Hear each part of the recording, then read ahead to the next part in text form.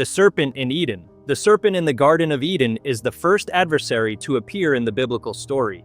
Unlike later villains who wield political or military power, the serpent works through deception. His method is subtle. He questions God's word, saying, "Has God indeed said?" planting seeds of doubt in Eve's mind. He then directly denies God's warning, claiming, "You will not surely die," and finally appeals to pride, suggesting that eating the forbidden fruit will make humans like God, knowing good and evil. This threefold strategy, doubt, denial, and pride, becomes the template for all future temptation throughout Scripture. The serpent's punishment, to crawl on its belly, is symbolic of humiliation and degradation, reflecting how rebellion against God leads to dishonor. More than just an animal, the serpent is seen as a vessel of Satan himself, introducing sin into human history and marking the beginning of humanity's struggle with evil. Cain. Cain is the first human villain recorded in the Bible. He and his brother Abel both bring offerings to God, but only Abel's is accepted. Instead of correcting his heart or his sacrifice, Cain allows jealousy to grow into rage.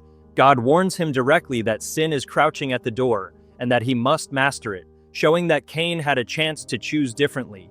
Instead, he lures Abel into a field and commits the first murder in human history. When confronted by God, Cain's response, "Am I my brother's keeper?" reveals not only guilt but also a hardened refusal to accept responsibility for others. His story establishes an early pattern. Unchecked jealousy and pride turn into violence, while evasion of accountability deepens the evil. Cain's legacy serves as a warning about how quickly sin can move from inward resentment to outward destruction when left unchallenged. Pharaoh of Exodus. The Pharaoh who ruled during the time of Moses represents the tyranny of absolute power. When Moses, sent by God, demands the release of the Israelites from slavery, Pharaoh refuses. Instead of listening, he increases their workload and suffering, showing not just stubbornness but cruelty. As the plagues strike Egypt one after another, water turned to blood, infestations of frogs and locusts, darkness over the land, Pharaoh repeatedly hardens his heart. Even when the devastation grows undeniable, he refuses to bow to God's authority. His pride reaches its peak with the death of Egypt's firstborn sons, a direct consequence of his rebellion. Yet he still pursues the Israelites to the Red Sea, where his army is drowned. Pharaoh's role highlights the danger of rulers who elevate themselves above divine authority, believing their earthly power can defy God. His downfall demonstrates that unchecked arrogance and oppression inevitably collapse under judgment. Balaam. Balaam is a prophet whose story is told during Israel's journey toward the Promised Land. Unlike other villains, his evil lies in the corruption of spiritual gifts. Balaam is approached by Balak, king of Moab, who offers him wealth in exchange for cursing Israel. Though Balaam knows God's will, he repeatedly entertains the offer, showing how greed undermines obedience. God even uses Balaam's donkey, who sees an angel blocking the path, to rebuke him, a moment that emphasizes how blind spiritual compromise can make a person. While Balaam is prevented from pronouncing curses, he later advises the Moabites to seduce Israelite men with idolatry and sexual immorality, leading to widespread sin and judgment. His life shows that evil does not only come through open enemies of God, but also through those who claim spiritual authority, yet twist it for profit and influence. Delilah. Delilah appears in the book of Judges as the woman who betrays Samson, the divinely chosen judge of Israel. Her story highlights the destructive power of manipulation and seduction. The Philistine rulers bribe her with money to uncover the secret of Samson's extraordinary strength. Delilah persistently presses Samson, feigning affection while exploiting his trust. After several false answers, he finally reveals that his strength is tied to his Nazirite vow, symbolized by his uncut hair. Delilah immediately delivers this information to the Philistines, who cut his hair and capture him. Through her actions, Delilah embodies betrayal for personal gain, showing how misplaced trust and corrupted relationships can bring down even those with divine calling. Her role emphasizes the danger of yielding to temptation and the devastating consequences of disloyalty masked as intimacy. Goliath. Goliath emerges during Israel's conflict with the Philistines as a symbol of intimidation and overwhelming opposition. Described as a giant nearly 9 feet tall, Armored in bronze and armed with a massive spear, he challenges Israel's army to send a single warrior for combat. For 40 days he mocks and defies the God of Israel, instilling fear and paralysis among the soldiers. His strength and size represent more than physical power. They symbolize the type of evil that thrives on fear and psychological dominance. When David, a shepherd boy armed only with faith and a sling, confronts him, it demonstrates that no force, however invincible it appears, can stand against trust in God. Goliath's downfall illustrates how arrogance, built on human might, collapses when confronted by courage rooted in divine authority. His story shows that intimidation itself is one of evil's strongest weapons. King Ahab. King Ahab of Israel is remembered as a ruler whose weakness and spiritual compromise opened the door to greater evil. He married Jezebel, a foreign princess devoted to Baal worship, and allowed her influence to shape the nation. Under his reign, altars to Baal were established in Israel, and prophets of the Lord were persecuted. Ahab himself often vacillated, showing moments of awareness of God's power, such as after Elijah's contest with the prophets of Baal on Mount Carmel, yet he never fully turned from idolatry. His selfishness is most clearly revealed in the episode of Naboth's vineyard. When Naboth refused to sell his ancestral land, Ahab sulked and refused to eat until Jezebel arranged Naboth's false trial and execution. Ahab's willingness to enable such injustice demonstrates the peril of a leader who lacks moral conviction. His reign embodies how weakness and compromise in authority can create space for greater corruption. Jezebel. Jezebel, the wife of King Ahab, is one of the most infamous figures in Israel's history. She was a Sidonian princess devoted to Baal and Asherah worship, and she used her position as queen to spread this idolatry throughout Israel. Jezebel's hostility toward the prophets of God was relentless. She ordered their persecution and execution, attempting to eradicate the worship of the Lord from the nation. Her cunning is displayed in the case of Naboth's vineyard, where she orchestrated a scheme of false witnesses and a fabricated charge of blasphemy to have Naboth stoned to death, clearing the way for Ahab to seize his land.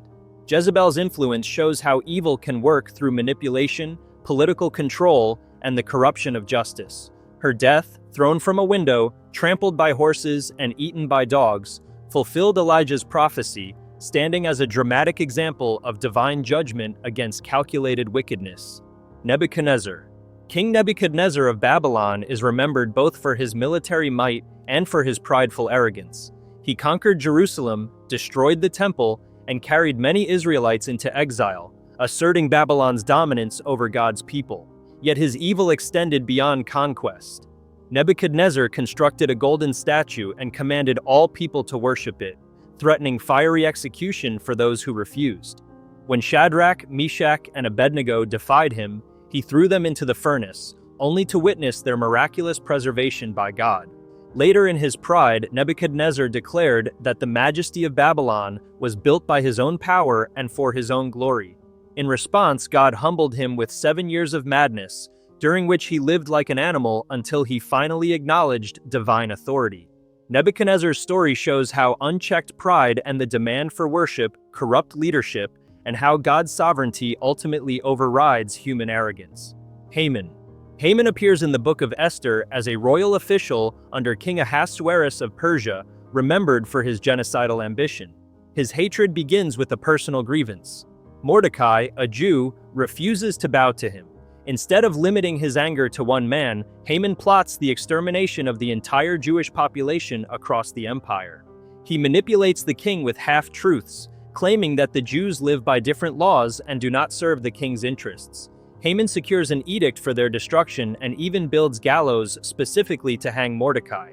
His plan demonstrates how personal pride, when combined with political influence, can escalate into mass violence.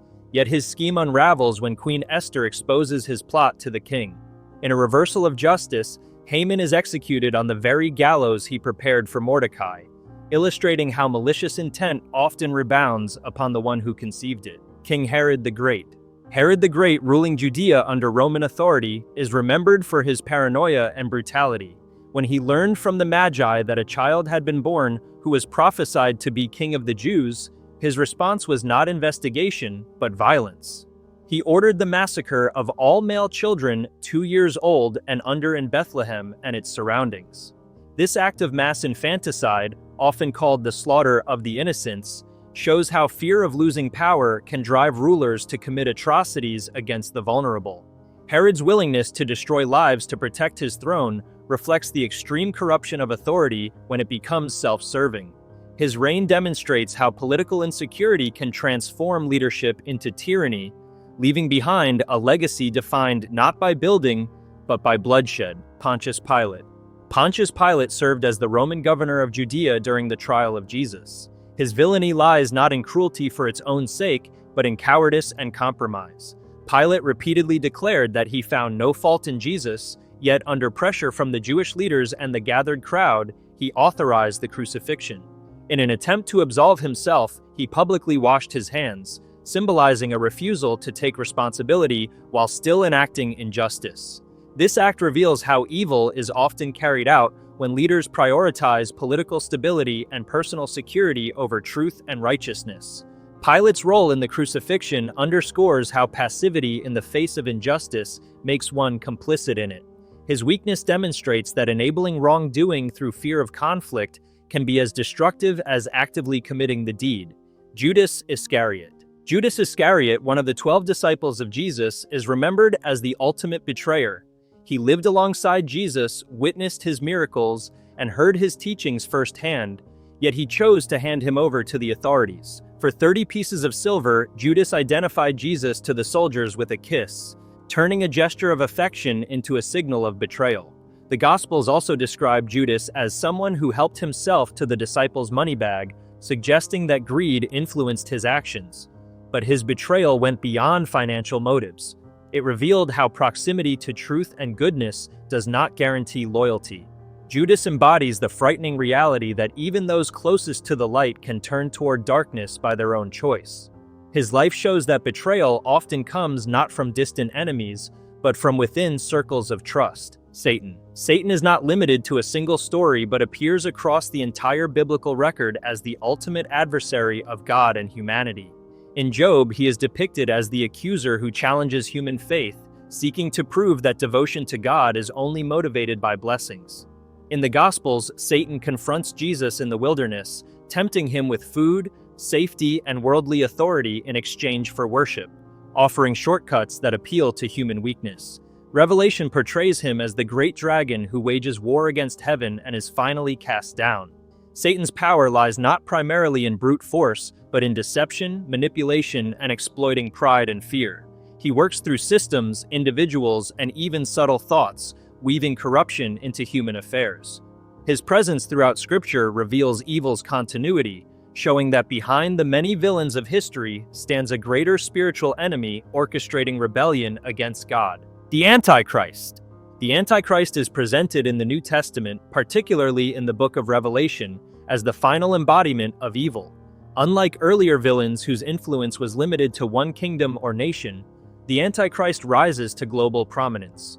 He is described as a beast who deceives the world with false signs and wonders, demanding worship and persecuting those who remain faithful to God. His system requires absolute allegiance, symbolized by the mark of the beast, which ties economic survival to loyalty to him.